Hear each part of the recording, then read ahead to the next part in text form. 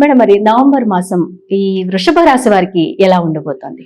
వృషభ రాశి వాళ్ళకి చాలా బాగుంటుందనే చెప్పాలి. ఎందుకంటే 11th లార్డ్ ఎగ్జాల్టేషన్ 3rd లో ఉన్నప్పటికీ కొంత ఇబ్బంది పడినప్పటికీ వీళ్ళకి లాభం వచ్చే సూచనలు చాలా కనిపిస్తున్నాయి అన్నమాట.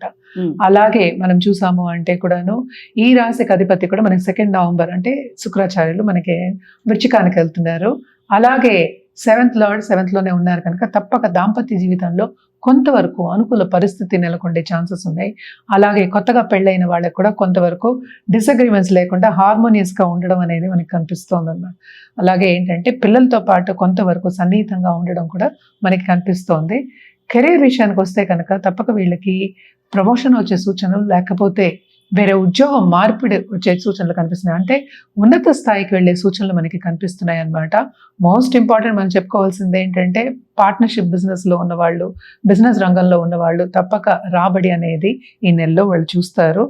అయితే ఈ కార్తీక మాసంలో కొంతమంది మహిళలు రుద్రాక్ష ధారణ చేయాలని ఆశపడుతూ ఉంటారు. అవును, మహిళలు రుద్రాక్షలు ధరించవచ్చా? దాని గురించి చెప్పండి. తప్పక మహిళలు ధరించవచ్చు. ఎవరైనా ఏంటంటే ఏ మనిషి అయినా ధరించవచ్చు, తప్పగా ధరించుకుంది, ఎవరు వద్దంటలేదు. ఏంటంటే మోస్ట్ ఇంపార్టెంట్ ఏంటంటే మనం మాంసం తినకూడదు అంటే కొన్ని నియమాలు ఉంటాయి. సో ఆ టైంలో అది తీసేసి మళ్ళీ వేసుకోవచ్చు. అంటే ఏంటంటే మనం ఉంగరాలు ఏం వేసుకోము, చెవికి ఏం వేసుకోము కదా. సో వేసుకుంటే మెళ్ళలో వేసుకోవడమే ఎక్కువ వేసుకుంటూ ఉంటాం. అలాగే జపమాలలు కూడా ఏంటంటే కొంచెం డివైన్ గా మనం తీసుకుంటాం. అంటే రుద్రుడాక్ష అంటే మనకి తెలుసు కదా, రుద్రాక్ష అంటాం అంటే ఏంటి, ఆ రుద్రుడి టియర్ అంటాం. అండ్ ఆల్సో ఆయన బ్లెస్సింగ్ ఉన్న ఒక సీడ్ అన్నమాట, ఒక ఫ్రూట్ మనం తీసుకుంటాం అనమాట.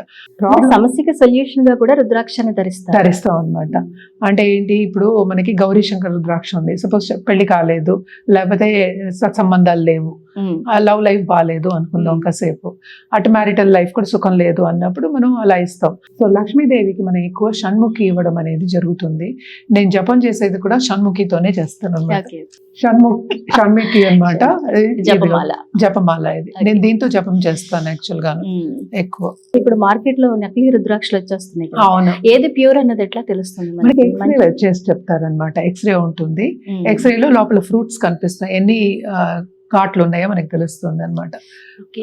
అలా చూపిస్తారు. అండ్ ఆల్సో ఇప్పుడు మెంటల్ స్టెబిలిటీకి ఒకటి ఉంటుంది, ఇప్పుడు మ్యారేజ్కి ఒకటి ఉంటుంది, ఇలాగ చాలా ఉంటాయి అన్నమాట.